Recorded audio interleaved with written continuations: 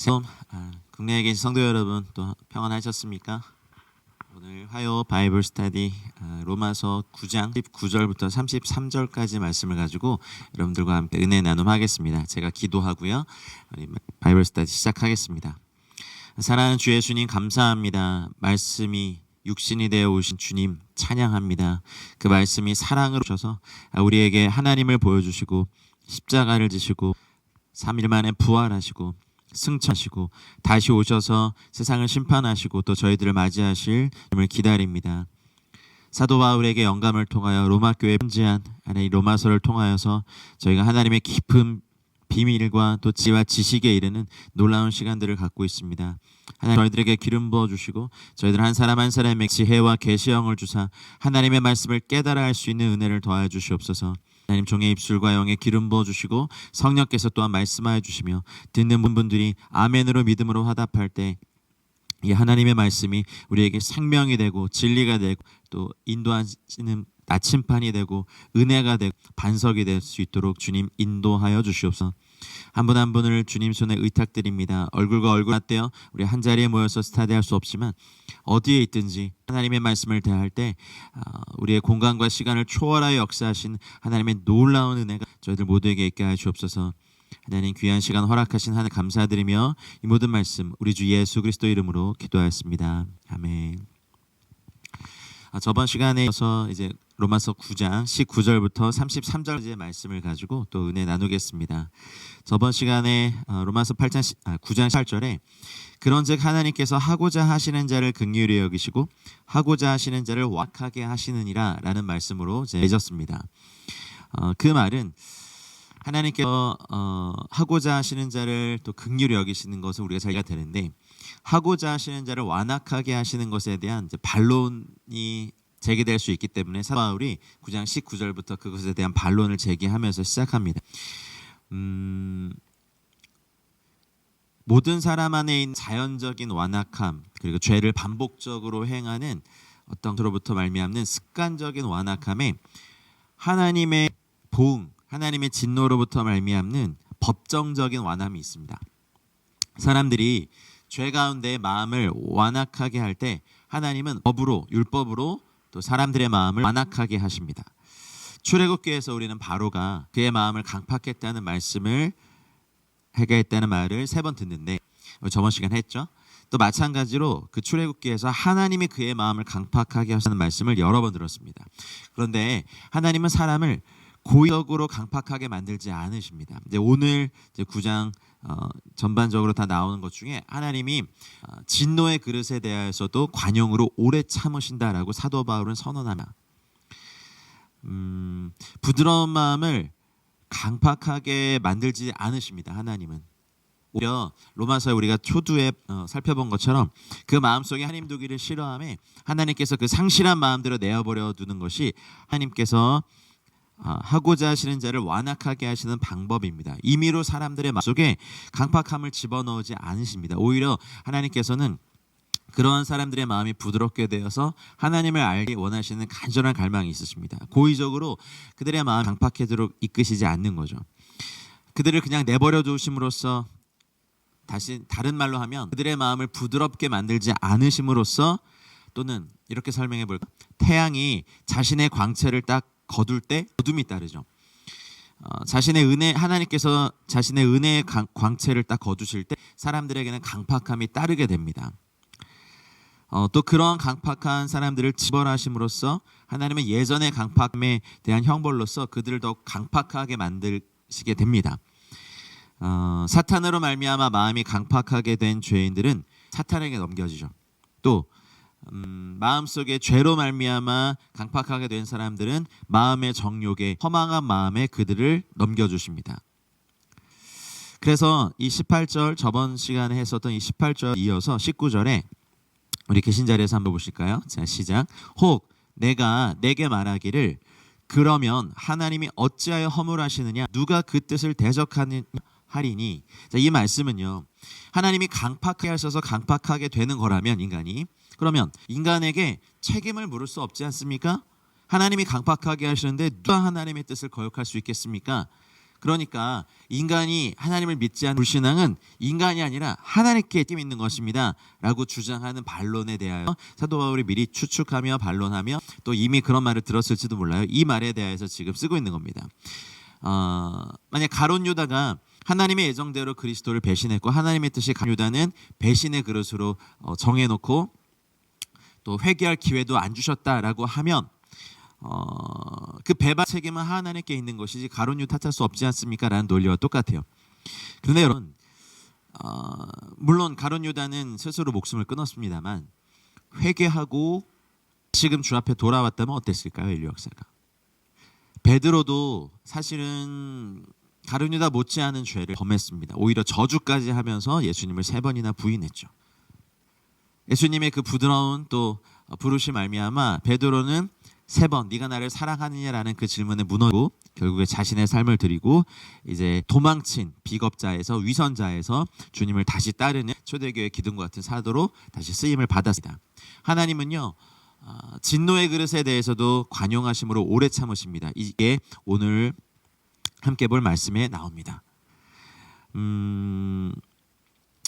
여기서 이제 사도 바울이 얘기하고 싶은 것은요 하나님이 하고자 하시는 자를 완악하게 하시느라 이제 요 표현에 의하면 그러면 구원받을 자는 정해 놓으시고 긍휼의 그릇으로 정해 놓으시고 구원받지 못할 자를 진노의 그릇으로 정해 놓으셨다면 우리는 전도도 필요 없고 그들을 위해서 기도할 필요도 없고 뭐 그들은 아예 처음부터 지혜 가려고 예정되었고 우리는 처음부터 천국에 가려고 예정되었으니까 이 모든 것이 의미가 없지 않느냐라는 질문에 대한 답이 오늘 이제 9장의 하반절 뒷부분에 나오게 됩니다. 누가 그분의 뜻에 정할 수 있는가? 정할 수 없죠. 사도 바울의 이 말씀을 하면서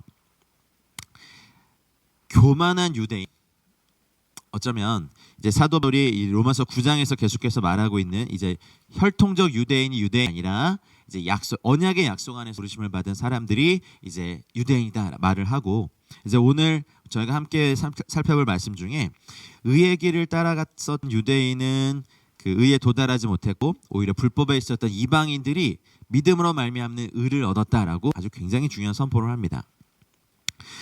혹시 기억하시는지 모르겠습니다. 9장 6절에 하나님이 신실하지 않은 것 아니냐라는 반론에 대해서 그럴 수 없다. 하나님 신실하시다라는 사도의 선포가 있었고요.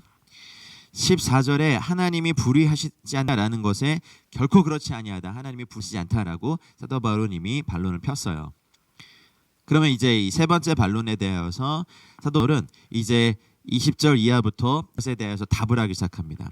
여러분 역대하 20장 6절 말씀 보면 이르되 우리 조상들의 하나님 여호와여 주는 하늘에서 하나님 아니시나이까 이방 사람들의 모든 나라들을 다스리지 아니하시나이까 주의 손에 권세와 능력이 있사오니 능히 주 맞설 사람이 없나이다. 이것이 이제 이스라엘 백성이 갖고 있는 하나님에 대한 공통적인 생각이었거든요. 하나님이 정하시면 누구도 막을 수 없고 하나님께서 완악하게 만약 하셨다면 누구도 그것을 꺾을 수 없다라고 생각했던 것 유대인 히브리인들의 공통적인 생각이었습니다.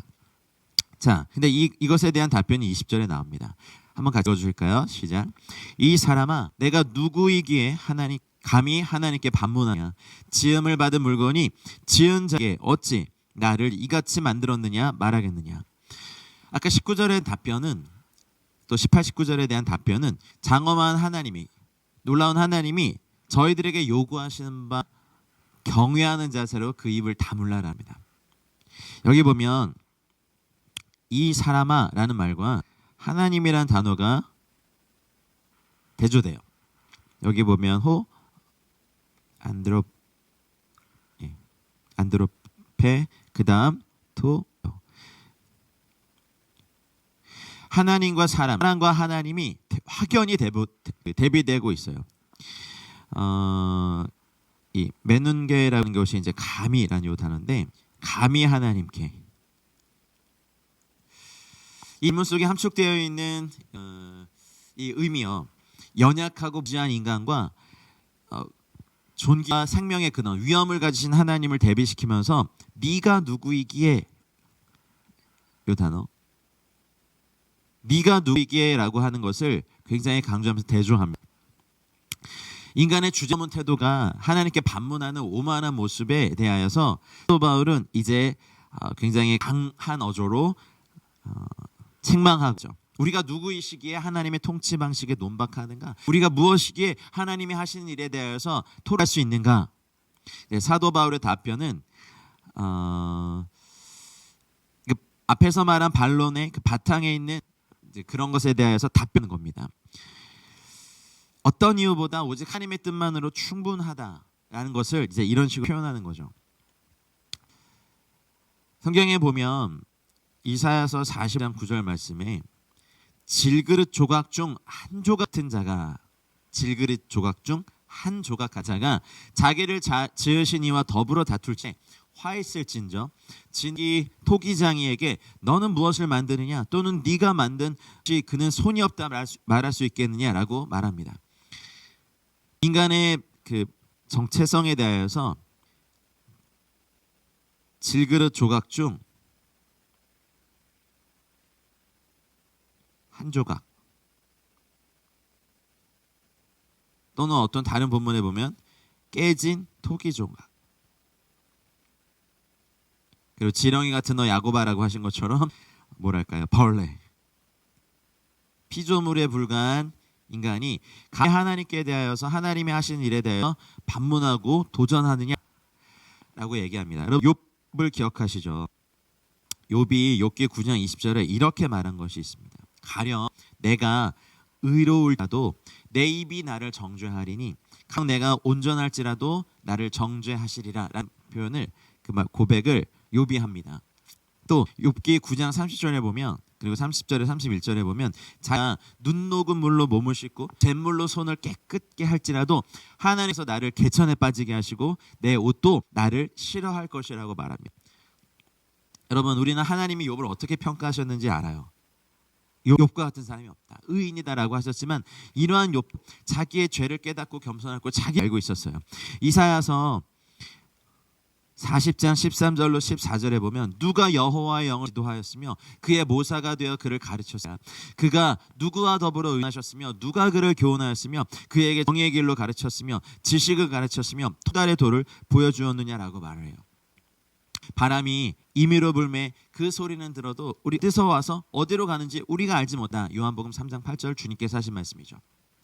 우리는 바람 소리를 듣고 또 우리 살갗에 스치는 바람 그 느낌을 인식하고 그래서 바람이 부는지를 판단하게 되죠. 알게 되죠. 그런데 우리가 이런 판단하기 전에 그렇다면 하늘의 한 지점에서 불어오는 그 바람의 원인이 무엇이고 어떻게 발됐고 또 어떤 방법으로 부는지 이것을 다 묻는 것에 대한 어리석음이 저희들에 있어요. 선험적으로 판단하는 것이 하나님의 어떤 역사를 판단하는 올바른 방법이 아니에요. 하나님은 신의 문제들에 대해서 자신의 역사에 대해서 설명을 제공하지 않으세요. 그런데 신약 시대라는 저희 성도들에게 주시는 은혜와 특권이 무엇이냐면 내주하시는 성령님께서 깨달음을 주신다는 거죠. 하나님의 말씀을 조명하심으로 내 인생에 대한 해석을 주시는 겁니다. 그러나 우리 인생의 모든 것에 하나님의 해석과 설명을 주지 않습니다. 하나님의 판단은 깊은 바다와 같습니다. 바다에도 그 물결에도 자신의 길이 있고 큰 데도 자신의 길이 있는데 하나님의 발자취 저희 인간들이 알 수가 없습니다. 그가 등에 하나님께 지식을 가르치고 하나님께 그의 길 정하였냐고 어떻게 정하였냐고 또는 하나님께서 당신이 감히 무엇을 하시냐고 말할 수 없습니다. 우리는 아이를 뵌 어머니의 배에서 아이의 뼈가 어떻게 자라는지 아이의 세포가 어떻게 자라는지 기들이 어떻게 조성되는지 몰라요. 그러면서 이것이 다 알 것 같은 교만에 살고 있어요. 그래서 한 겁니다. 이 사람아 네가 누구게 네가 뭐길래 감히 하나님께 반문하냐. 이제 사도 바울의 하나님에 대한 절대적인 경외가 나오죠. 여러분 지음받은 피조물에 불과한 저희들의 위치가 있습니다. 하나님을 감히 판단하거나 하나님 정해주신 기준을 우리가 스스로 인간의 지식이라고 해서 학벌이 높다고 해서 또 성취를 했다고 해서 권력을 갖고 있다고 해서 영향력이 있다고 해서 하나님 세우신 기준들을 무너뜨리는 어리석음에 빠지면 절대로 안 됩니다. 우리는 진흙으로 만들어진 하나의 피조물에 불과합니다. 하나님 왜 저를 얼짱과 몸짱으로 만들지 않으셨습니까? 왜 얼꽝으로 만드셨습니까? 몸매를 왜 이렇게 장난스럽게 만드셨습니까? 이렇게 반문할 수 없어요. 우리는 하나님이 주신 것에 대하여서 이것을 개발하고 가꿀 책임이 있지만 하나님이 우리를 왜 이런 국적을 갖게 하셨는지, 왜 이런 부모님 밑에서 태어나게 하셨는지, 이것은 하나님의 주권입니다. 여러분, 우리를 있는 모습 그대로 하나님께 감사하는 것이 우리 인생을 잘 사는 출발점입니다. 시편 139편 13절로 10절에 주께서 내 내장을 지으시며 나의 모태에서 만드셨나이다. 내가 주께 감사함은 를 지으심이 심히 기묘하심이라. 주께서 하는 일이 기이함을 내 영혼이 잘 안다라고 고백합니다. 여러분, 하나님께 대항하고 따지는 것은요, 스스로 내 교만과 죄악을 폭로하는 것이나 다름없어요. 창세기 4장을 보면 가인과 아벨의 제사가 있죠.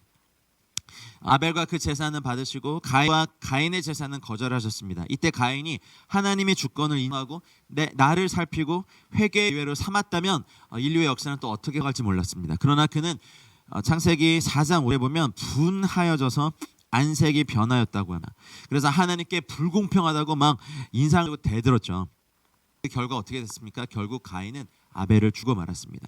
하나님께 대항하다가 스스로 파멸을 초래했어. 그래서 사도 바울이 이 사람, 네가 감히 누구이기에 감히 하나님께 반문하느냐, 지음을 받은 물건이 지은 자에게 어찌 이같이 만들었느냐 말하겠느냐라고 다소 흥분된 상태에서 막 이 표현을 하고 있습니다.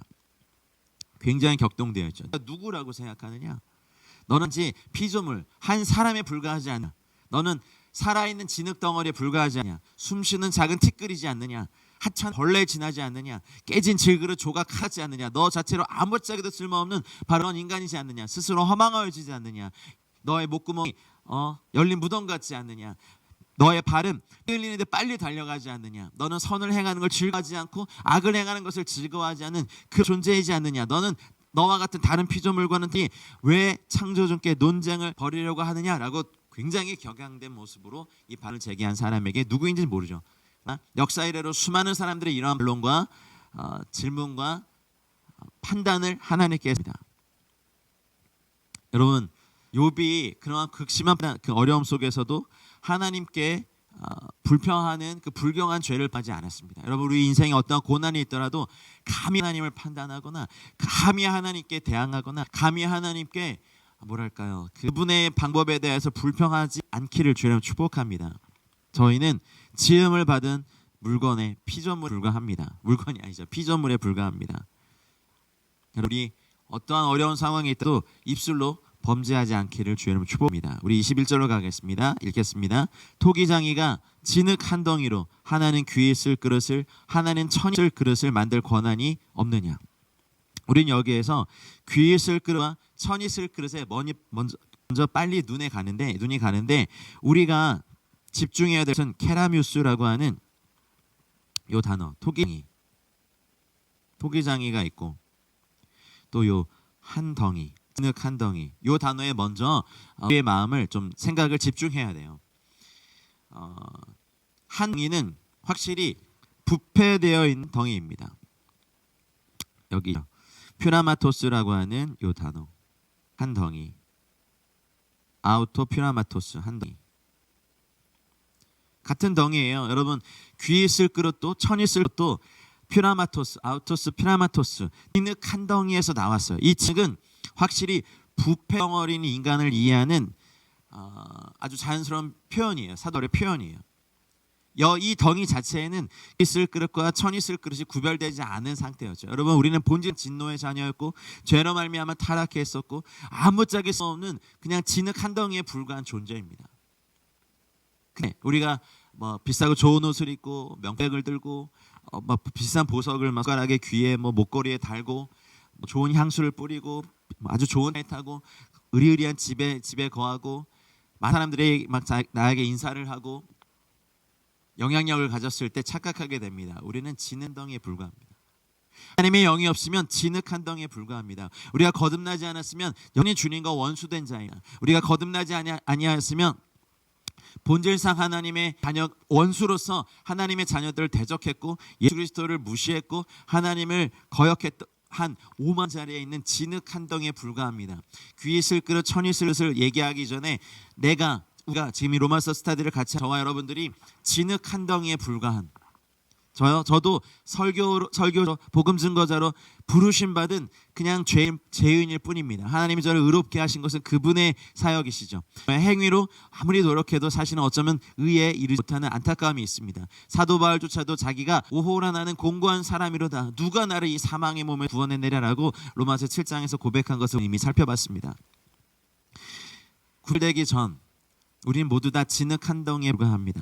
토기장의 손에서 구별될 만들어졌을 뿐입니다. 이 덩이에는 택함 받은 자와 거부한 자가 구별되지 않은 상태였어요. 모든 인류가 모든 사람이 죄를 범하였음에 하나님의 영광에 이르지 못하였고 의인은 없나니 단 한 명 없고 세상에 죄를 단 요만큼도 짓지 않는 의인은 아예 없다라고 성경이 말하고 있죠. 설교하는 죄인도 있고요, 설교를 듣는 죄인도 있고요, 도둑질하는 죄인도 있고 살인하는 죄인도 있고 그 범죄자를 잡는 경찰 죄인도 있습니다. 그를 기소하는 검찰 죄인도 있고요, 그를 변호하는 변호사 죄인도 있고요, 판결을 하는 판사 죄인도 있습니다. 우리 모두 다 죄인입니다. 한 덩이에 불과합니다. 토기장이의 손에서 타란 인간의 부패한 덩어리가 토기장이이신 하나님의 손에서 그릇으로 만들어지는 것으로 말고 저희는 감사하고 주님을 피해야 됩니다. 귀 있을 그릇, 천 있을 그릇. 저는요 이 말씀 묵상하면서 옛날에는 정말 어렸을 때는 귀 쓰는 그릇이 되게 해주십시오라고 기도했지만 사실은 어느 순간부터 제 기도가 바로 귀 쓰고 천이 쓸 것을 결정하신 건 주님의 몫이잖아요. 저는 주님께서 자주 쓰는 그릇이 됐으면 좋겠어요. 천하고 아주 귀한 그릇. 여러분 혹시나 집에 금접시 몇 개씩 있으시죠? 그런 거 없으면 접시 아니잖아요. 근데 집에 금접시가 있으면 진짜 금으로 만든 금한 10돈으로 만들어진 접시가 있으면 그거 쓰시겠어요? 아마 못 쓸걸요. 근데 저는 금이 아니어도 좋으니까 하나님께서 자주 써주시는 그 됐으면 좋겠어요. 저희 매일 먹는 밥그릇 여러분 집에서 보세요. 매일 하루 적어도 3번 밥상에 등장하고 자주 쓰고 오래 쓰다 보면 막 이도 나가고 어쩔 필증도 나지만 매일매일 밥이 담기고 어쨌든 하루 3번은 만납니다. 저는 진짜 주님께 그렇게 쓰임받는 그릇이 되고 싶더라고요. 그런데 그 주권도 주님 손에 있습니다. 다 진흙이었어요. 그래서 하나님께서 자주 쓰신다고 제가 더 귀한 것도 아니고 그냥 자주 써주시는 하나님의 손에 저의 인생의 모든 것이 달려있고 여러분의 인생에 달림을 믿으시기 바랍니다. 택하신 주권은 주님께 있습니다. 다 진흙 한 덩이에 불과했던. 그래서 오만해질 때 마치 제가 무엇이라도 낸 사람인 양처럼 으쓱해질 때 항상 기도합니다. 하나님, 미래 사실 기도를 쌓아놓죠. 진흙 한 덩이에 불과한, 지렁이에 불과한, 깨진 질그릇 조각 한 조각에 불과한 제가 하나님께서 이렇게 자주 쓰시는 그릇으로 만들어 주시면 너무 감사하고, 귀 쓰시지 않고 아주 비싼 그릇과 함께 진열해 놓지 않으셔도 제가 하나님께 자주 쓰임 받는 것으로도 인생 행복을 누리고 감사하며 주님 앞에 갈 때까지 충성하기로 저는 늘 결심합니다. 하나님 여러분, 귀히 쓸 그릇, 천이 쓸 그릇. 근데 어쨌든 그릇이니까 다 용도에 맞게 쓰십니다. 이 말씀에 비추어서 저는 여러분들이 여러분들의 그릇에 쓰임에 맞게 사용되는 인생이 되시기를, 인생 되시기를 우리 주 예수 이름으로 축원합니다. 쓰임이 다 다르죠. 그릇들도 밥을 담는 그릇이 모양이 다르고 국을 담는 그 그릇의 모양이 용도 다르고 또 어떤 요리를 담는 또 반찬을 담는 그릇이 다 다른 거죠. 물컵의 모양이 다르죠. 쓰임에 맞게 사용되는 삶이 가장 잘 사용되는 삶이더라고요. 막 누구보다 더 영향력을 가지고 유명해지고 또 소유나 권세가 많아지는 것이 성공하는 걸까요? 아니요. 저는 하나님께서 우리를 만드신 쓰임에 맞게 사용되는 삶이 정말 잘 사용되는 거라고 저는 생각합니다. 고린도전서 4장 7절 말씀에 누가 너를 남달리 구별하였느냐 이렇게 사도 바울이 고백합니다. 여러분, 택함 받은 자의 훌륭함이나 수고에 대한 예견은 하나님이 그들을 선택하시는데 어떤 영향을 미치는데 동기나 결단이 될 수가 없어요. 하나님은 오직 하나님의 뜻에 따라 사람들을 선택하세요. 하나님의 선하시고 깊으신 뜻에 따라 선택하신다고요. 우리가 훌륭하기 때문에 선택하신 거 아닙니다. 하나님이 우리를 택하셨기 때문에 훌륭하게 만드십니다. 아멘입니까? 하나님이 여러분을 택하시는 것은요, 여러분들이 거룩하다고 판단하시기 때문이 아니라 여러분들을 거룩하게 하시려고 택하신 겁니다. 할렐루야. 기억하시죠? 이 말씀 에베소서 1장 4절 5절 말씀. 곧 창세전에 그리스도 안에서 우리를 택하사 우리로 사랑 안에서 그 앞에 거룩하고 흠이 없게 하시려고 그 기쁘신 뜻대로 우리를 예정하사 예수 그리스도로 말미암아 자기의 아들들이 되게 하셨으니. 창세전에 그리스도 안에서 우리를 택하셨어요. 그래서 하나님이 우리가 착하기 때문에 택한 것이 아니라 선하게 하시기 위해서 택하셨고요. 우리가 거룩하기 때문에 택하신 것이 아니라 거룩하게 하시려고 택하셨고요. 우리가 훌륭해서 택하신 것이 아니라 하나님의 쓰임에 맞게 훌륭하게 하시려고 택하셨습니다. 할렐루야. 그러니 모든 택함의 주권이 주님께 있습니다. 요한일서 4장 10절에 말씀하신 것처럼 하나님이 우리가 하나님을 사랑한 것이 아니요 하나님이 우리를 사랑하셨습니다. 그가 먼저 우리를 사랑하셨습니다. 우리가 하나님을 사랑한 것이 아니라 하나님이 우리를 사랑하셨기 때문에 우리를 택하여 세우셨습니다. 요한복음 15장 16절. 이건 요한 1서입니다. 너희가 나를 택한 것이 아니요 내가 너희를 택하여 세웠나니 이는 너희로 가서 열매를 맺게 하고 또 너희 열매가 항상 있게 하여라고 주님께서 말씀하셨습니다. 하나님은 사람들이 그리스도를 믿고 그분께 나아올 것이라고 예견했기 때문에 택하신 것이 아니라, 믿음은 선택의 원인이 아니라 선택의 결과입니다. 선택의 원인은 주님께 있습니다. 하나님이 사람들을 그리스도에게 부르시고 그분에게 나오도록 이끄시는 것은 하나님이 우리를 먼저 택하셨기 때문입니다. 이것이 토기장이의 주권입니다, 여러분. 고린도전서 1장 27절로 28절 말씀 기억하십니까?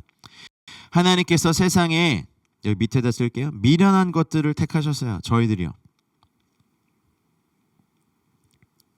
그래서 지혜 있는 자들을 부끄럽게 하려 하시고, 그리고 세상에 약한 것들을 택하셨어요. 저희들이요.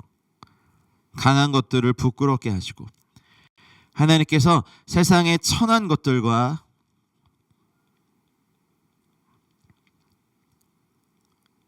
멸시받는 것과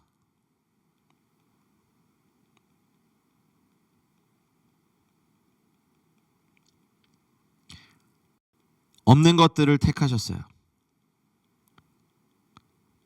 그래서 있는 것들을 폐하려 하셨습니다. 이것이 고린도전서 1장 27절로 28절에 사도 바울이 말한 하나님의 주권입니다. 놀라운 것은 우리가 태어나기 전, 창조되기 전에 예수 그리스도 안에서 하나님의 택하심을 받은 저희들의 비밀한 신분입니다. 이것을 묵상할 때마다 하나님을 찬양할 수밖에 없고요. 하나님은 택하심에 따라서 자신이 택하신 자들에게 사랑을 베푸십니다. 내가 야곱은 사랑하고 에서는 미워하였다. 로마서 9장 13절에 우리가 봤죠. 우리가 사랑함은 그가 먼저 우리를 사랑하셨기 때문입니다. 사랑이 여기 있으니 우리가 하나님을 사랑한 것이 아니라 하나님이 우리를 사랑하사 우리 죄를 속하기 위하여 화목제물로 그 아들을 보내셨기에 우리는 하나님을 사랑합니다. 하나님의 이 택하심은 개별적인 모든 사람에게 속해 있죠. 토기장이에 대해서 말씀하면서 계속 저희가 말씀드리는 거예요. 토기장이가 진흙 한 덩이를 다루는 권리를 갖고 있듯이요, 피조물을 다스리시는 권리는요, 창조주 하나님께 철저히 속한 겁니다. 근데 여기서 반드시 유념할 것은요, 바울이 사람들에 대하여서 하나님의 주권적 권리, 인생을 이렇게 살고 넌 이렇게 살고 이렇게 살고 하는 것이 아니라 죄인된 사람들에 대한 하나님의 권리를 말한다는 사실이에요. 지금 사도 바울은요, 긍휼과 완악함에 대해서 18절에 진술된 주권적인 차별로 말미암아 생긴 반론에 대해서 답변하고 있는 거예요. 긍휼과 완악함은 죄와 척박한 마음을 전제하고 있음을 여러분 반드시 기억하시기 바랍니다.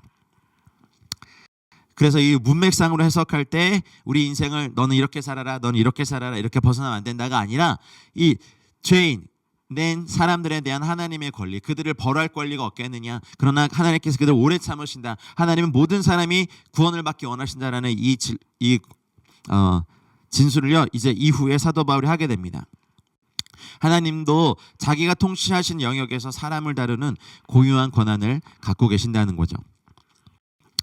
여러분, 토기장애를 꼭 기억하시기 바랍니다. 자신이 원하는 대로 귀 쓰는 그릇과 천이 쓰는 그릇을 따로 만드실 권한이 하나님께 있습니다.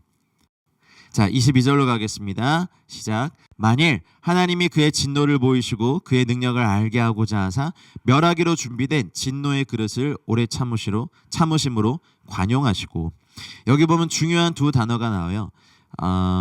진노를 보이시고 그의 능력을 알게 하고자 하사 멸하기로 준비된 진노의 그릇과 이따가 볼 긍휼의 그릇이 있는데, 진노의 그릇,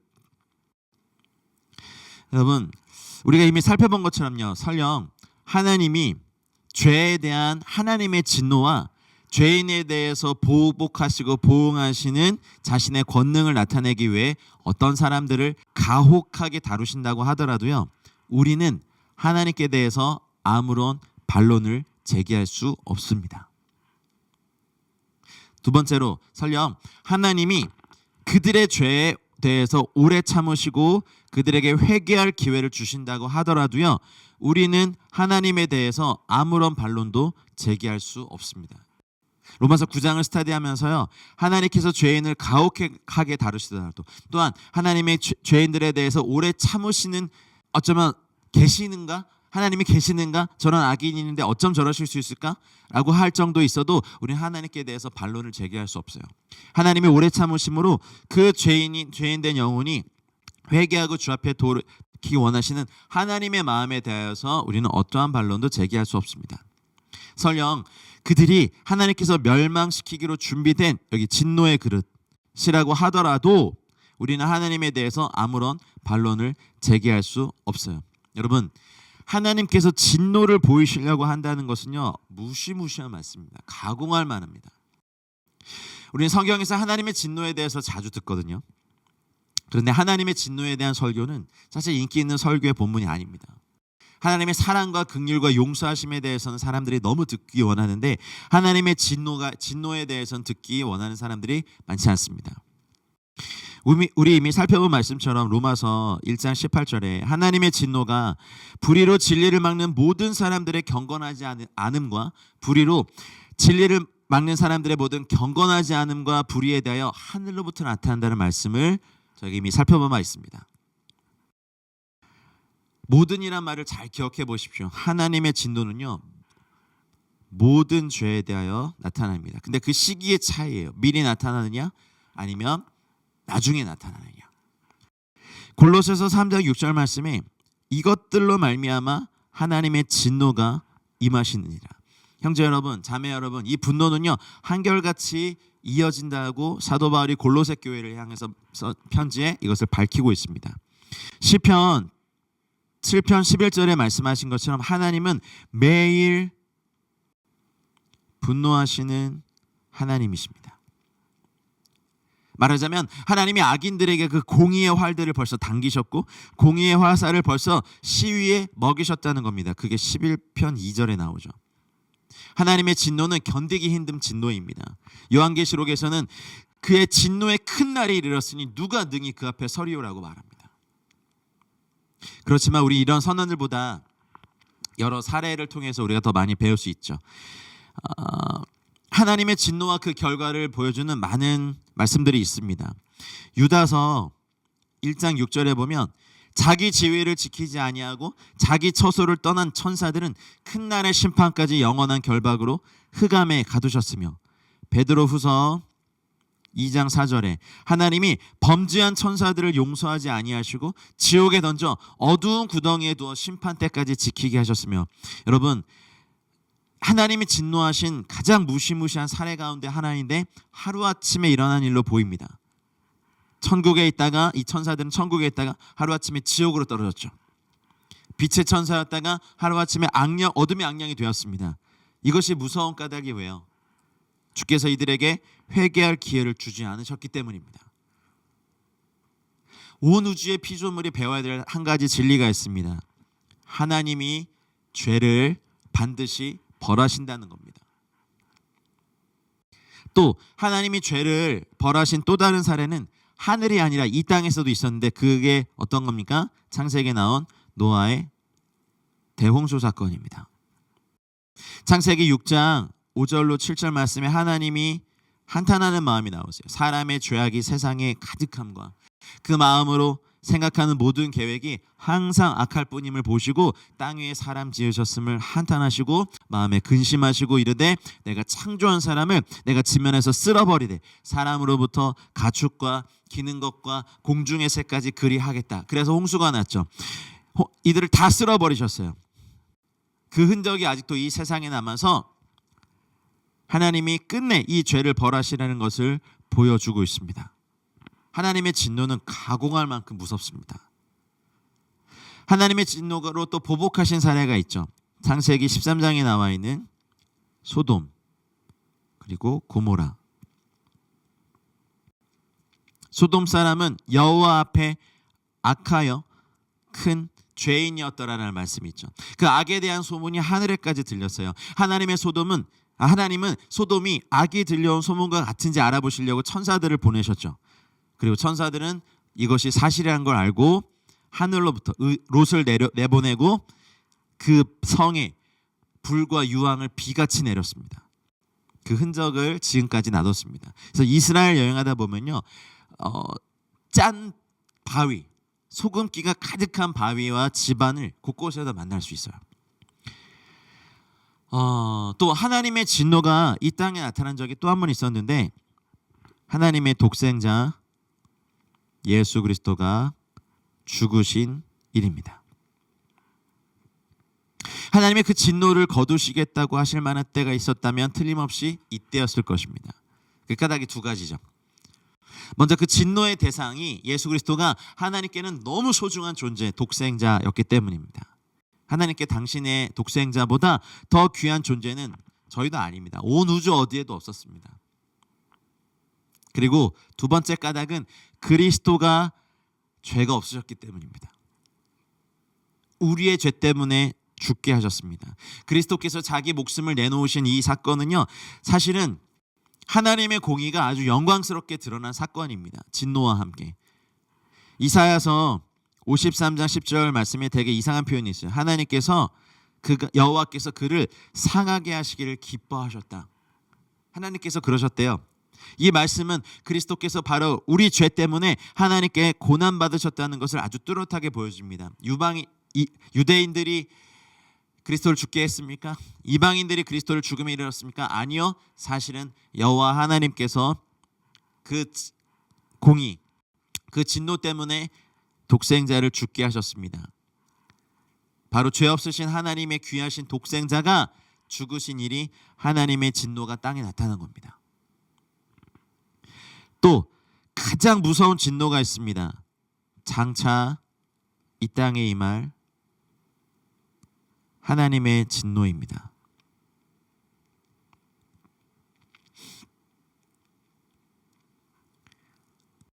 세상에 본 적이 없는 인류 역사의 모든 하나님의 진노와 자연재해를 다 합쳐도 그 발끝도 따라갈 수 없는 그 하나님의 진노가 이제 이 세상에 부어질 것입니다. 데살로니가 후서 1장 7절로 8절 말씀에 하늘로부터 불꽃 가운데 나타나실 때에 하나님을 모르는 자들과 우리 주 예수의 복음에 복종하지 않는 자들에게 형벌을 내리시나니, 여러분 가공할 만한 형벌입니다. 하나님의 진노를 보이시려고 기다리고 계시는 거예요. 하나님의 진노를 실제로 느끼면 얼마나 두려울 거예요. 상상을 초월할 겁니다. 지금 생각만 해도 두려운데. 여러분 용광로 저는 실제로 본 적이 없지만 뉴스로만 보더라도 아찔해. 가끔 이제 사고로 그 용광로에 빠져서 정말 목숨을 다하신 분들의 소식을 들을 때 안타깝습니다.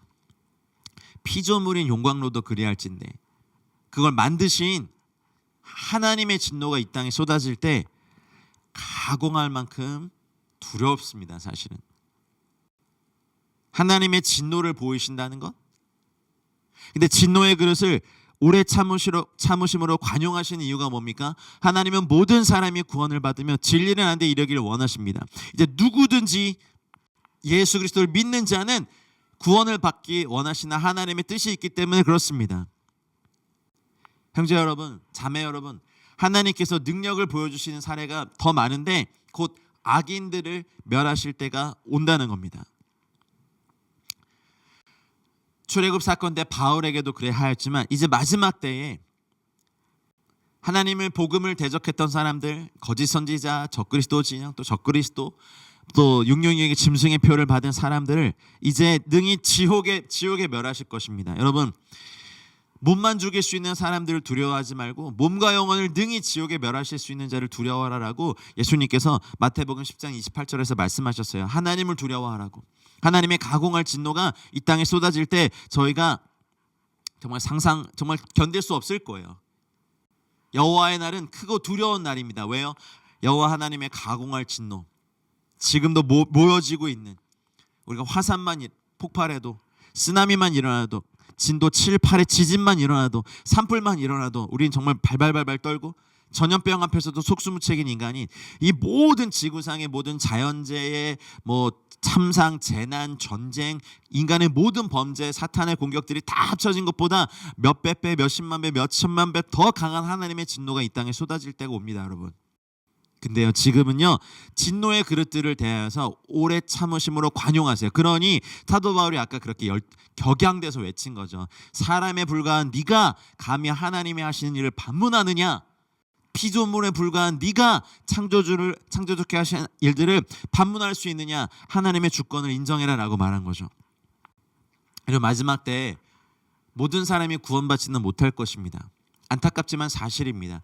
그 하나님의 정하신 때까지 우리는 힘을 다하여 때를 얻든지 못 얻든지 예수 그리스도만이 구원이시고, 누구든지 예수님을 믿는 자는 구원을 받는다는 이 복음을 힘을 다하여 증거해야 될 것입니다. 여러분, 지옥이 없을 거라고 생각하는 건 망상에 불과합니다. 여러분, 아닙니다. 여러분. 지옥은 존재합니다. 지옥에 대해서 가장 많이 말씀하신 분 예수 그리스도이십니다. 꿈을 깨십시오, 여러분. 지옥은 있습니다. 그때까지 예수 그리스도의 복음을 듣고 예수님을 영접하는 자, 그 이름을 부르는 자는 하나님의 자녀가 되는 권세를 주시는 지금 이 때에 저희가 사랑하는 삶을 위해서, 영혼의 돌이킴을 위해서 기도하고 중보하고 복음 전도하고 애쓰고 양육하고 하나님의 사람들로 세우고 땅끝까지 이 복음을 증거하는데 우리의 삶을 드려야 될 줄 믿습니다. 여러분의 직장에서 만나는 사람들에게서 우리가 세상의 가십거리와 연예인 이야기와 드라마 이야기와 주식 이야기와 부동산 투자 이야기, 재테크 이야기만으로 우리의 입에 다 그런 것만 담기지 말고, 우리가 입을 열 때 생명의 말씀이 증거되고 하나님의 진노가 이 땅에 떨어질 것을 우리가 각성하고 경외하며 주님을 증거해야 될 줄 믿습니다. 여러분, 모든 사람이 구원받지는 못할 것입니다. 이것이 안타깝지만 사실입니다. 그러나 지금은 이 예수님을 믿는 누구나 구원받는 이 구원의 문을 활짝 열어놓으셨습니다. 더 힘을 다하여 성도 여러분, 여러분의 자리에서 전도하시길 바랍니다. 그리고 어떤 식으로도 우리는 여러분 한 사람 한 사람의 영광을 드러내실 겁니다. 그것이 우리가 이 땅에 살아가는 동안 우리 인생의 첫째가는 목적입니다. 하나님을 영화롭게 하는 것, 하나님을 알아가는 것, 하나님을 높여드리는 것, 또 주님의 이름을 찬양하고 주님이 영화롭게 하는 이 모든 것이 우리 삶의 목적이 되시길 원합니다. 여러분 꼭 기억하십시오. 하나님은 진노의 그릇, 본질상 진노의 자녀인 아직 하나님을 모르는 모든 인류에 대해서 오래 참음으로 관용하고 아직은 진노의 그릇에 하나님의 진노를 쏟아붓지 않으신다는 것입니다. 되게 무서운 사실이 하나 있는데요. 마지막 때 진노의 그릇이 멸망하더라도요, 긍휼의 그릇인 저희들이요, 어쩌면 슬퍼하지 않을지도 몰라요. 구속받은 사람들은 눈물을 흘리지 않을지도 모르겠습니다. 악인들의 멸망은 그 자체로 하나님의 은혜가 풍성함을 드러나기 때문입니다. 사랑의 하나님이 어떻게 그래요? 사랑의 하나님만 아십니까? 공의와 진노의 하나님은 왜 모르십니까? 지금 오래 참음으로 참고 기다리시고 관용하심으로 회개하고 거룩하게 성결하게 주 앞으로 돌아가길 원하시는 왜 하나님의 이 진노를 참으시고 이 오래 참음으로 기다리고 계시는 하나님의 이 모습은 왜 모르십니까? 하나님의 말씀이 사람들에게 존중되지 않으면요, 결국 나중에는요, 그들의 잔이, 죄의 잔이 죄로도 채워지고 하나님의 진노가, 그 심판이 그 머리 위에 부어질 수밖에 없습니다. 가혹하게도요, 그들은 진노의 포도주 틀에 밟힐 뿐이고요, 지옥의 불수시개밖에 될 처지가 안 됩니다. 저에게 사랑이 없는 설교라고 하지 마십시오. 이건 진리입니다. 그러나 지금 긍휼과 오래 참음으로 구원의 길을 열고 계신 하나님 앞에 돌아오십시오. 우리가 때를 얻든지 못 얻든지 복음을 힘있게 증거하십시다. 온라인이든 오프라인이든 우리가 하나님의 말씀을 증거하는데 힘을 다하여 뜻을 다하여 우리의 마음을 주님 앞에 모아 드리십시다. 진노의 그릇, 긍휼의 그릇이 있습니다. 이 말씀이 말씀하는 것처럼 진노의 그릇은 자신들의 죄 때문에 멸망받도록 준비된 자들입니다. 23절을 보겠습니다. 읽겠습니다. 또한 영광받기로 예배하신 바 긍휼의 그릇에 대하여 그 영광의 풍성함을 알게 하고자 하셨을지라도 무슨 말을 하리요. 반면 긍휼의 그릇은요, 믿음으로 구원받기로 예정된 사람들입니다. 하나님은 이들에게 하나님의 영광의 풍성함, 영광도 놀라운데 영광의 풍성함을 알게 하고자 하신다고 합니다. 고린도후서의 말씀에 무명한 자 같으나, 이 영광의 풍성함을 아는 사람들은 무명한 자 같으나 유명한 자고, 죽은 자 같으나 우리가 살아있고, 징계를 받은 자 같으나 죽임을 당하지 아니하고, 근심하는 자 같으나 항상 기뻐하고, 가난한 자 같으나 많은 사람을 부유하게 하고, 아무것도 없는 자 같으나 모든 것을 가진 자로서 우리 하나님 앞에 살 수 있습니다. 하나님의 긍휼과 자비를 찬양하고 자랑해야 합니다. 악인들에 대해서 하나님의 상한 심정을 갖고 하나님의 영광의 풍성함을 그들에게 전해야 합니다. 바울은 긍휼의 그릇을 가리켜 이따가 24절에 보면 우리라고 합니다. 유대인들은 자신들이라고 했어요. 구약에서 유대인들은 자신들만이 긍휼의 그릇이라고 주장했어요. 알고 있었어요. 그리고 이방인들은 진노의 그릇이라고 여겼어요. 그런데 사도 바울은 이제 24절에 나옵니다. 그렇게 생각하지 않았어요. 예수님을 믿는 그리스도인들이 우리가 긍휼의 그릇이라고 어마어마한 선포를 합니다. 유대인뿐 아니라 이방인 중에서 부르신 이들도 다 포함돼요. 유대인들이라도 그리스도를 거절한 메시아, 예수님을 거절한 자들은 진노의 그릇이고, 이방인이라도 우리 예수 그리스도의 복음을 영접한 자들은 긍휼의 그릇이라고 어마어마한 선포를 합니다. 이 구원의 진리는 바울이 만들어내는 게 아니에요. 하나님은 일찍이 자기 백성이 아닌 자를 자기 백성으로 삼겠다, 사랑하지 아니한 자를 사랑하고 하나님의 아들이라 부르겠다고 예언하셨어요. 이 말씀이 성취된 거예요. 베드로는 이에 대해서 이렇게 말해요. 베드로전서 2장 10절에 베드로도 유대인이잖아요. 그런데 베드로 사도 이렇게 말해요. 너희가 전에는 백성이 아니더니 이제는 하나님의 백성이요, 전에는 긍휼을 얻지 못하였더니 이제는 긍휼을 얻은 자니라. 이게 뭐예요? 긍휼의 그릇이라는 거죠. 사도들이 이걸 알았어요. 베드로는 유대인의 사도로 부르심 받았지만 이제 베드로도 이걸 알았어요. 메시아를 거부한, 예수아를 거부한 유대인들은 더 이상 긍휼의 그릇이 될 수가 없고, 그들이 또한 진노의 그릇이 되고, 예수님을 받아들인 사람들은 무엇이 됩니까? 긍휼의 그릇이 되는 것. 하나님께서 이제 바울을 통하여서 남은 자란 단어를 이제 27절부터 쓰기 시작하는데, 남은 자를 가리켜 하나님이 남겨주신 씨라고 했습니다. 씨는 작지만 그 안에 생명이 있죠. 씨에는 무한히 성장하고 번식하여 수많은 열매를 맺을 수 있는 희망이 담겨 있습니다. 하나님은 이스라엘 위에 씨앗을 남겨두셨습니다. 하나님이 긍휼로서 씨앗을 남겨두지 않으셨다면 이스라엘 종족은 벌써 망했을 겁니다. 특별히 하나님은요, 약속의 말씀을 성취하시기 위해서 거룩한 씨를 남겨두셨습니다. 다수가 멸망하는 중에도요, 소수의 남은 자를 구원하시고 그 남은 자를 통해 약속의 말씀을 성취해 나가십니다. 그렇다면 유대인들의 진노의 그릇으로 버림받게 된 것은 누구의 책임입니까, 여러분? 바로 유대인 자신들의 책임입니다.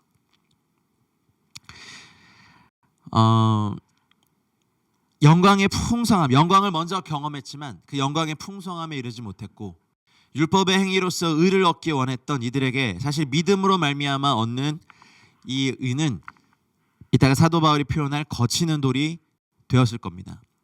한번 이렇게 비유를 해볼까요? 아주 물살이 빠른 넓은 강이 있었어요. 근데 굉장히 수영에 잘 훈련된 사람들이 거기를 열심히 건너가려고 해요. 네, 건너가려고 하다가 힘이 빠져서 중간에 떠내려가고, 또 막 이렇게 가다가 또 힘이 빠져서 떠내려가고, 또 헤엄쳐가다가 떠내려가고 했는데, 그 지방의 왕이 이들을 위해서 이쪽 편에서 이쪽까지 다리를 놔줬습니다.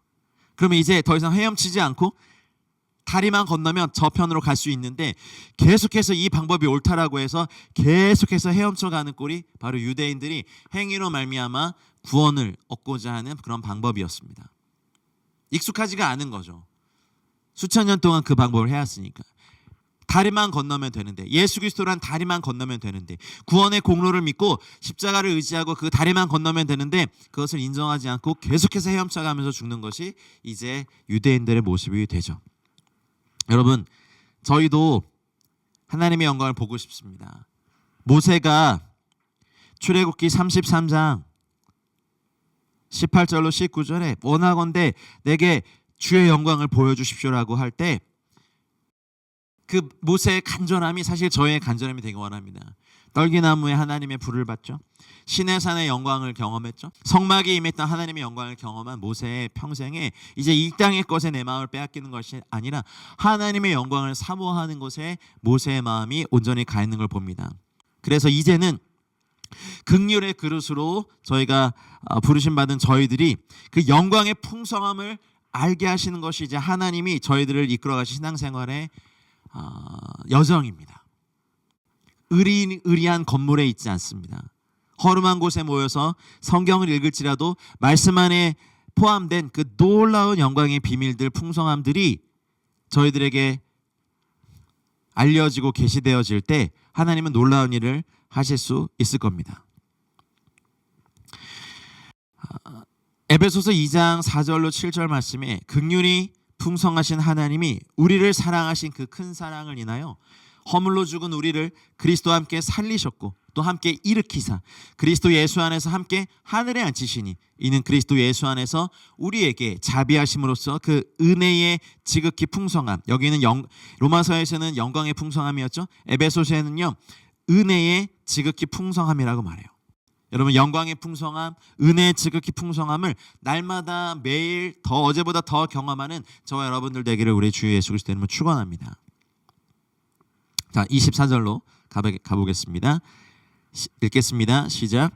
이 그릇은 우리니 곧 유대인 중에서뿐 아니라 이방인 중에서도 부르신 자니라. 아멘. 너무 엄청난 선포를 합니다. 수천 년을 유대인들은 자신만이 긍휼의 그릇이고 이방인들은 진노의 그릇이라고 말하고 가르치고 여겨왔는데, 바리새인 중에 바리새인이요 유대인 또 베냐민 지파의 후예인 사도 바울이 로마서를 쓰면서 이제 엄청난 선포를 하죠.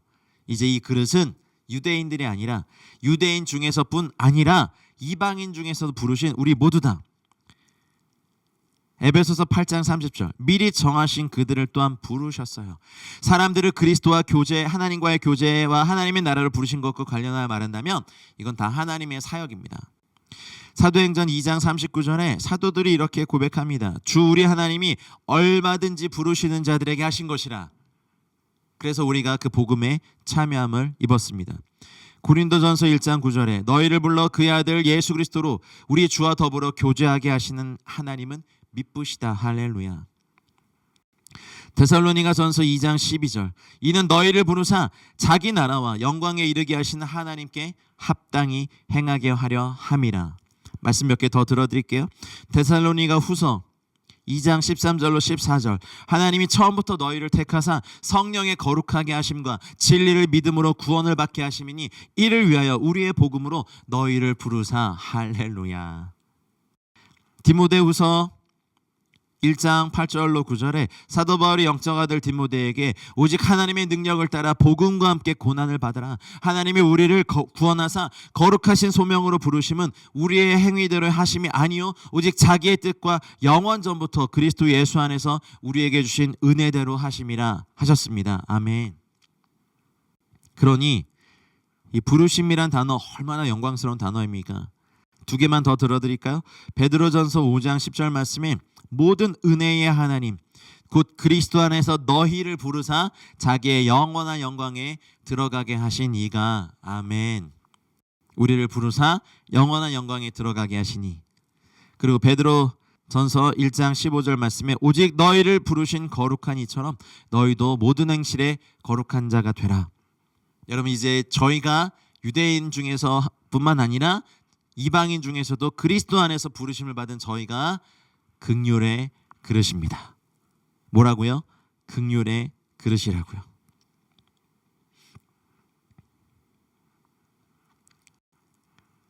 25절 가겠습니다. 읽겠습니다. 호세아의 글에도 이르기를 내가 내 백성 아닌 자를 내 백성이라 사랑하지 아니한 자를 사랑한 자라 부르리라. 아멘. 이것은 구약의 호세아서 2장 23절과 1장 10절을 인용한 것입니다. 외견상 이 예언적 두 구절의 취지와 바울의 적용 사이에 차이점이 조금 있는 것 같아요. 호세아서에서는요, 이스라엘 족속들을 가리키는 것이지 이방 민족을 가리키는 게 아니에요. 근데 여기에서는 이방인들을 다 포함한 것을 말해요. 호세아가 말한 이스라엘의 배척 및 회복은 이방인들이 하나님의 언약적 은총에서 제외되었다가 다시 그 은총 속으로 들어오는 과정과 비슷하다고 사도 바울이 생각했기 때문에 이 두 가지 말씀을 여기서 인용합니다. 호세아서 1장 6절에 보면 로루하마, 긍휼의 여김을 못 받는 자, 이제 그렇게라고 하죠. 로루하마라고 하라. 내가 다시는 이스라엘 족속을 긍휼히 여겨서 용서하지 않을 것임이냐, 이렇게 말한 말씀이 있어요. 그런데 1장 10절에 전에 그들에게 이르기를 너희는 내 백성이 아니라 한 그곳에서, 이스라엘 백성인데 너는 내 백성이 아니다라고 한 그곳에서 이르기를 너희는 살아계신 하나님의 아들들이라 할 것이라 라고 하면서 다시 이스라엘을 부르셨단 말이에요. 그렇다면 바울이 이방인도 마찬가지로 생각한 거예요. 이방인들인 저희들이 이전에는 하나님께 버림을 받았고 내 백성이 아니다라고 했지만 이제 이후에는, 예수 그리스도 이후에는 언약적 사랑과 은총의 대상이 되어서 부르심을 다시 받았고, 동일한 과정이 두 경우에 모두 나타나는 것을 얘기하는 겁니다. 이제 하나님의 말씀은 온 이방인의 땅에 울려 퍼지고, 사도 바울이 이것을 부르심이란 표현을 했어요. 이제 내 백성, 내가 사랑하는 자, 살아계신 하나님의 자녀들, 약속의 자녀들, 유업의 상속자, 로마 교회를 향하여서 이런 표현들을 로마서 전반에 관해서 썼습니다. 이제 유대인들을 설득하기 위해서 호세아서를 인용한 사도 바울의 이 마음을 보세요, 여러분. 자, 26절 보겠습니다. 읽겠습니다. 너희는 내 백성이 아니라 한 그곳에서 그들이 살아계신 하나님의 아들이라 일컬음을 받으리라 함과 같으니라. 아까 이것이 이제 호세아서 1장 10절이거든요. 그러니 이방인의 부르심, 회심, 이 말한 것은 호세아 선지자가 오래전에 우리 이스라엘 백성들에게 예언한 것 외에 아무것도 아니다, 이것과 똑같은 방법으로 이제 유대인들에게 뿐만 아니라 이방인들에게도 하나님의 구원을 전파하고 있다라고 말합니다. 자, 27절에 가겠습니다. 또 이사야가 이제 이사야 예언을 들이댑니다. 이스라엘에 관하여 외치되 이스라엘 자손들의 수가 비록 바다의 모래와 같을지라도 남은 자만 구원을 받으리니. 여러분, 유대인 속에 복음의 효력이 나타난 사실이 먼저는 사실 좀 주목하시기 바랍니다. 왜냐하면 하나님은 복음의 역사를 유대인에게서 먼저 시작하셨습니다. 로마서 1장 16절에 말한 것처럼 먼저는 유대인에게요, 또한 헬라인에게로나. 그래서 오순절날 성령이 임하시고 또 예수님의 제자도 유대인들이었고, 선포했을 때 많은 유대인들의 회심했고, 사도행전은 초창기 역사로부터 시작해서 초대교회는 많은 유대인들의 회심이 있었습니다. 이 복음이 본격적으로 이방인에 향하기 전에 유대인 가운데 택하신 받은 자들을 먼저 부르셨다는 사실을 확인시켜 주는 거죠. 그런데 사실 과거 여로보암 시대도 그랬고요. 하나님을 경외하는 이 참된 정체성에서 떠남으로써 열지파 대부분이 거부를 당했고, 그 이후에 소수의 남은 자만 구원을 받았죠. 아합 시대에는 더 심각했고요. 그럼에도 불구하고 하나님은 이스라엘의 역사상 그런 역사 가운데서도 하나님께서 보존하신 자들이 있었고, 남은 자들, 소속 지파들 속에서 자신들의 소유를 그대로 남겨두고 유대와 베냐민 지파로 올라가 정착합니다. 남은 자 사상입니다. 그리고 아합 시대, 그 극심한 우상 숭배 시대에도 바알에게 무릎 꿇지 않은 7,000명이 있다라고 말씀하셨죠. 할렐루야. 바벨론 포로로 잡혀갔을 때도 그들 가운데 남은 자는 귀환을 했어요. 또다시 백성 대다수가 거부당했지만 그 중에 얼마는 구원을 받았죠. 그러므로 성령께서는요, 사도들의 설교를 듣고 회심한 사람들의 수를 과거의 남은 자와 비교하시면서 이 본문을 펼쳐내시고 있는 거예요. 이제 유대인이 꺾이고 그곳에 이방인인 저희들이 접붙여졌습니다. 그도 말미암아 아브라함과 이삭과 야곱에게 준 약속의 성취가 이제 유대인뿐만 아니라 저희들, 예수님 안에서 예수님을 믿는 저희들 모두에게 이 약속의 성취가 이루어졌고 이제 하나님은요 복음을 받아들이고 그리스도를 믿은 자기 백성이 되도록 보존하신 민족의 남은 자에게 복음의 시작이 있었음을 기억하게 하시면서 이 말씀을 로마 교회에 쓰게 하십니다. 선지자들이 자주 예언했어요. 오직 남은 자만 하나님께 자기 백성으로 인정받는다는 것을 대해서요. 그러나 전체 백성에 비례하면 소수에 불과할 것이라고 말씀하죠. 이사야서 6장 13절에 그 중에 10분의 1이 아직 남아있을지라도 이것도 황폐하게 될 것이나 밤나무와 상수리 나무가 배임을 당하여도 그 그루터기는 남아있는 것 같이 거룩한 씨가 이 땅에 그루터기니라 라고 이사야 선지자가 예언합니다. 이사야 24장 13절을 보면 13절에 보면 이스라엘이여 너의 백성이 바다의 모래 같을지라도 남은 자만 돌아오리니 바로 여기 본문과 연결된 말씀이죠. 그리고 믿지 않는 유대인은 여러분 혈통적인 유대인이라도요 이스마엘과 에돔의 자손으로 이제는 분류됩니다. 상속권이 박탈당합니다. 예수와 우리 주 예수 그리스도를 인정하느냐 하지 않느냐에 따릅니다. 그래서 이사야의 예언도 여기에 인용하면서 로마 교회 말을 합니다. 근데 여러분 저희가 기억할 것은 지금도 여러분 메시아닉 주식 공동체가 생기면서 예수아를 주로 영접하는 유대인들이 늘어나지만 이스라엘 유대인들 전체로 비하면 너무 소수예요. 남은 자가 소수예요. 우리는 그들 편에 서고 그들을 위해서 기도하고 또 유대인들의 회심을 위해서도 많이 기도해야 합니다. 또 사역해야 합니다. 도와야 됩니다. 그러나 남은 자는 그루터기와 같이 소수입니다. 그러나 주님은 바다의 모래와 같이 이스라엘 자손이 많을지라도 누구만 남은 자만 구원을 받으리라. 이것이 하나님께서 말씀하신 온 이스라엘의 구원의 프로세스예요. 28절 읽겠습니다.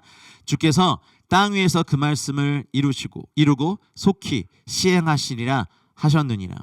28절의 주된 사상은요 하나님이 그의 말씀과 배후에 있는 작정을 반드시 성취하신다는 겁니다. 이것이 이사야서 14장 24절 여호와의 세계 경영에 대한 본문의 그것의 강조점인 거예요. 내가 생각한 것이 반드시 되며 내가 경영한 것을 반드시 이루리라.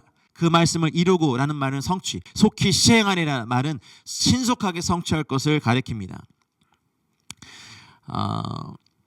이사야서의 말씀을 인용할 때 바울은 대부분 70인 경에서 인용하는 경우가 많아요. 히브리어 원문과 조금 차이가 있긴 하지만 그 당시에 일반적으로 통용되었던 역본이었기 때문에 이방인 성도가 대부분이었던 로마서에서는 이 말씀을 인용하면서 이 진리를 증거합니다. 여러분 마지막 때도 마찬가지일 것입니다. 그때에도 로마 황제 시대 때도 굉장히 많은 그리스도인들이 핍박받고 죽임 당했지만 남아있는 소수가 구원받았던 것처럼 마지막 때에도 하나님 앞에서 소수가 구원받을 것입니다. 이스라엘 백성의 거의 전부가 육신에 속하여 육체의 의를 자랑해야죠. 그래서 하나님께서는 이스라엘에 대해서 육신에 속한 수많은 자들에 대해서 한 가지 일을 하실 것인데 그 일은 속히 끝나고 완결될 것입니다. 이스라엘 백성이 바닷가 모래와 같을지라도 남은 자만 돌아오리니 넘치는 공의로 파멸이 작정돼 있다 하셨습니다. 이사야 선지자를 통해서요. 마지막 때 스가랴서 같은 예언을 살펴보면 이스라엘을 향하여 한 번 더 대대적인 학살이 예언되어 있어요. 홀로코스트에서 600만이 죽은 그 참상이 이스라엘에게 있잖아요. 마지막 때는 적그리스도가 멸망에 가증한 것을 세우고 처음에는 평화를 가져다 주겠죠. 온 이스라엘이 그를 메시아로 여기겠죠. 그러나 속은 걸 알게 되고 이제 제사를 금하고 하나님의 법들을 변개하고 바꿀 때 저 사람이 메시아가 아니구나를 알아차리기 시작할 때 그때부터 마태복음 24장에 예수님께 경고하신 것처럼 그때에는 유다에 있는 자는 뒤도 돌아보지 말고 도망가라고 했던 그런 엄청난 대학살이 한 번 더 예언되어 있습니다. 참 마음이 아픕니다, 여러분. 이스라엘에 대하여서 그들이 받은 고난이 이방인 성도들인 저희들에게 구원을 이뤘지만 여전히 극심한 고난 가운데서 남은 자를 구원하시고자 하는 하나님의 계획에 대하여서는 어떤 일을 하셔도 사실 하나님의 계획은 선하고 공의로우십니다. 남은 자를 구원하신 하나님, 그래서 기필코 남은 자, 온 이스라엘이 구원을 받으리라는 말씀이 이스라엘을 향한 하나님의 마지막 때 엔드타임의 완성입니다. 우리는 이스라엘 또 유대인들의 구원을 위해서 많이 기도해 주셔야만 합니다. 그리고 이방인들의 구원을 속히 이루시는 것, 이 천국 복음이 땅끝까지 증거되는 것, 각 나라마다 주의 복음이 편만하게 증거되고 많은 전도자들이 일어나고 하나님의 말씀이 선포될 때 많은 하나님의 사람들이 주님께 돌아올 것을 저희가 기대합니다. 하나님은 지금도 이 세상과 악한 자들에게 계속해서 은혜를 주고 계십니다. 그래서 어느 정도 살만한 것입니다. 29절을 보실까요? 읽겠습니다. 또한 이사야가 미리 말한 바 만일 만군의 주께서 우리에게 씨를 남겨두지 아니하셨더라면 우리가 소돔과 같이 되고 고모라와 같이 같았으리라 함과 같으니라 하셨습니다.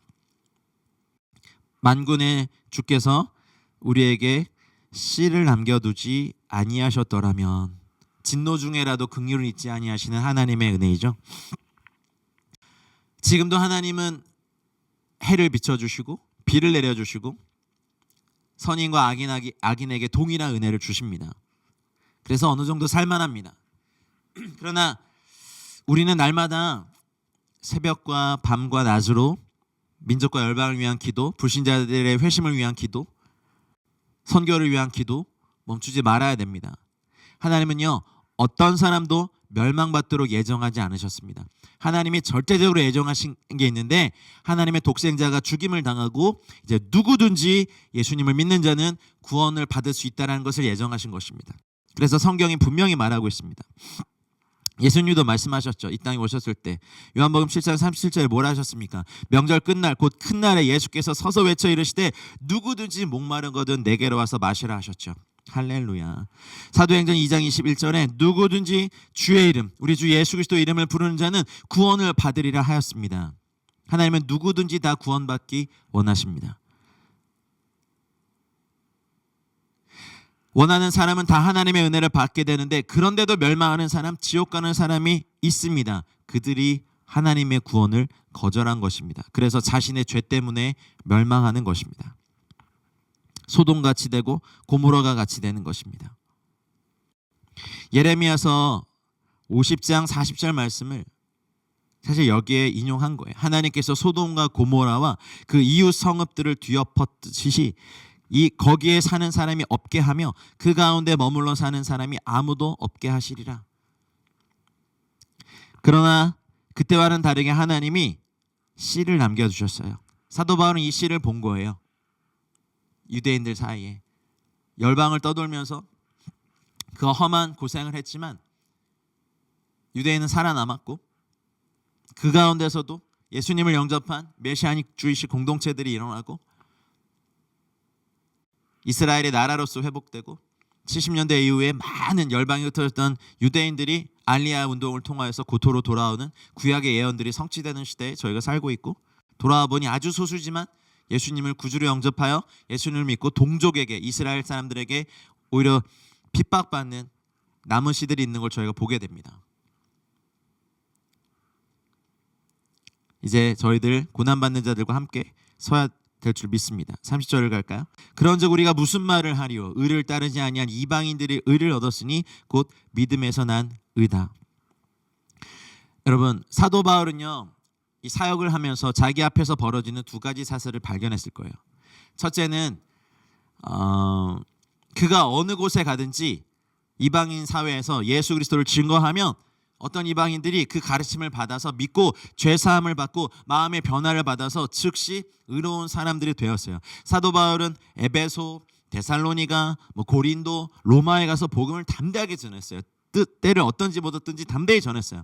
생명의 말씀을 거기에서 전하자 참된 신앙과는 거리가 멀었던 이방인들이 주 예수님을 구주로 믿고 영접하고 의에 이르는 걸 자기가 본 거예요. 그래서 그들이 바르고 순결하고 경건한 삶으로 예수님을 믿고 의에 이르는 걸 봤어요. 두 번째 본 건 뭘까요? 이와는 반대로 슬픈 사실을 봤겠죠. 처음에 보통 회당에서 사역을 시작했거든요. 약속의 언약을 받은 아브라함의 자손들에게 말씀을 전했거든요. 그래서 그 사명을 펼쳤거든요. 근데 아브라함의 자손들은 거의 모든 곳에서 메시아를 거절하고 복음의 은혜를 거부했어요. 메시아를 거부한 동시에 그들은 이미 자기들이 가지고 있다고 생각한 그 의를 놓쳤던 것이 분명합니다. 왜냐하면 그들은 전국적으로 미신적 편견에 사로잡혀 있었어요. 자신들만이 모세의 후손이고 아브라함의 후손이고 긍휼의 그릇이고 이방인들은 다 저주의 자식이고 진노의 그릇이고 우리만이 의롭다라는 이것에 사로잡혀 있었으니까요. 그래서 사도 바울은 이 안타까움이 있었을 거예요. 유대인들에게 증거하면 메시아를 거부하고 이방인들에게 증거하면 메시아를 따랐을 때 그들이 예수 그리스도를 말미암은 새로운 의로 그들이 의를 얻는 것을 봤을 때 무슨 말을 내가 더 할까? 믿음에서 난 의를 그들이 얻었다. 나는 그것을 보았다. 이방인들에게 구원을 주신 하나님의 은혜에 대해서 내가 무슨 말을 더하리요? 그들에게 은총을 주신 원수의 자녀를 하나님의 자녀로 삼으신 하나님의 사랑에 대해서 내가 무슨 말을 하리요? 너희들도 그 은혜로 구원받지 않았느냐? 너희도 그 은총으로 하나님의 자녀가 되지 않았느냐? 너희가 그 은혜로 말미암아 본질상 진노의 자녀에서 상속자가 되지 않았느냐? 그런즉 우리가 이제 무슨 말을 하리요? 여기에는 로마 교회 성도를 향해서 경고의 말씀도 있어요. 수천 년 동안 긍휼의 그릇으로 여겼던 이방 유대인들도 제외당할 수 있다. 수천 년 동안 진노의 자녀인 너희들이 주 앞에 돌아와서 이렇게 하나님의 자녀가 될 수 있으니 하나님을 경외해라. 너희들이 얻은 의는 행동에서 얻은 의가 아니라 믿음에서 난 의다. 고로 너희들에겐 아무런 공로가 없다라고 말하고 있습니다. 하나님이 죄를 알지도 못한 이를 우리를 대신하여 죄로 삼으신 것은 우리로 하여금 그 안에서 하나님의 의가 되게 하려 하심이라라고 말했던 고린도 후서 5장 21절 말씀을 떠올리게 합니다. 이방인이었죠.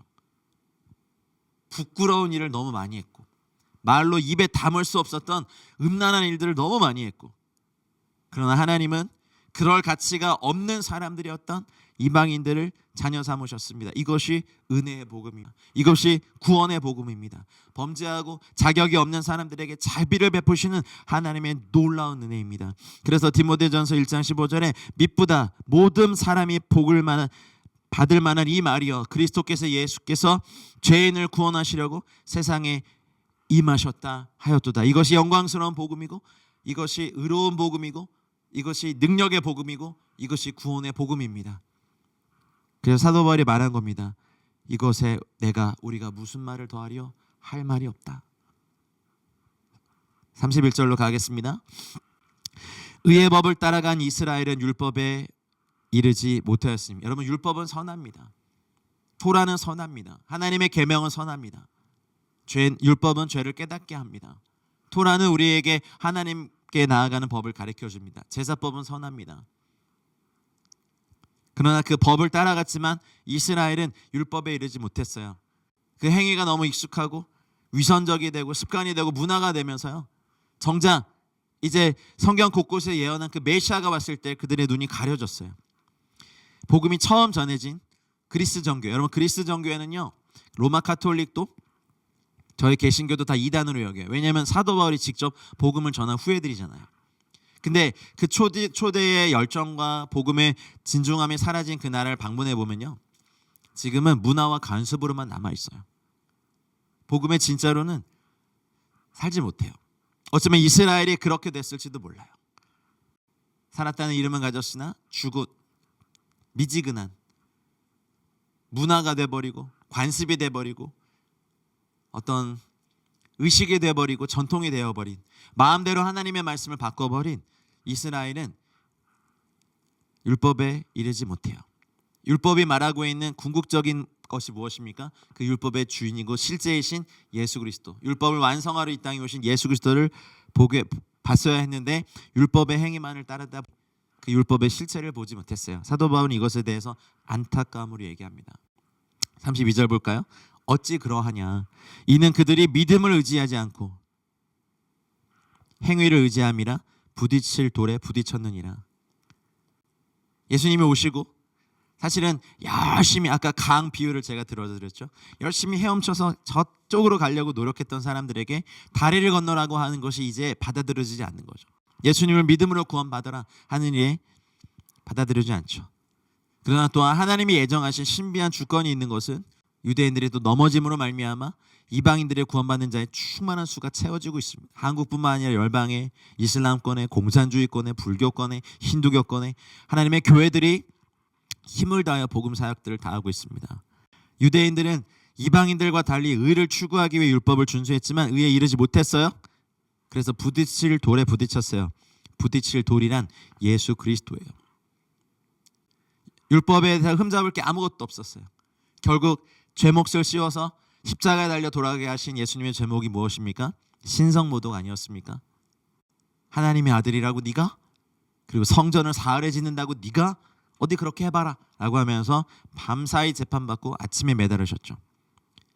그러니 또 부활하신 주님을 만나고 사도들이 성령을 받고 핍박과 죽음도 두려워하지 않고 오직 주 예수를 믿으라 그러면 구원을 받으리라는 이 구원의 복음을 외쳤으니 유대인들에게는 부딪힐 돌이 됐고 기독교 역사 또 가톨릭 역사상 예수와 우리 예수 그리스도 이름으로 사실은 유대인들을 너무 많이 학살했죠. 지금도 유대인들의 구원에는 과거 교회들이 그들에게 저질렀던 그런 범죄들이 또한 부딪힐 돌 중에 하나로서 작용하고 있습니다. 행위로 구원받기 원했던 의로 도달하기에 이르렀던 유대인들에게 거친 돌은 예수 그리스도입니다. 이제 그리스도를 믿기만 하면 구원을 받는 바로 그거 말입니다. 이제 우리는 감사하게도 믿음으로 말미암아 구원을 받는 복음을 듣고 하나님 앞에 나아가고 이렇게 주의 말씀 앞에서 설 수 있게 되는 성도가 된 것입니다. 마지막 절 읽겠습니다. 시작. 기록된 바 보라 내가 걸림돌과 거치는 바위를 시온에 두노니 그를 믿는 자는 부끄러움을 당하지 아니하리라 함과 같으니라. 아멘. 이 기록된 바 이 말씀은요. 여기서는 이사야 8장 14절과 28장 16절 인용한 말씀입니다.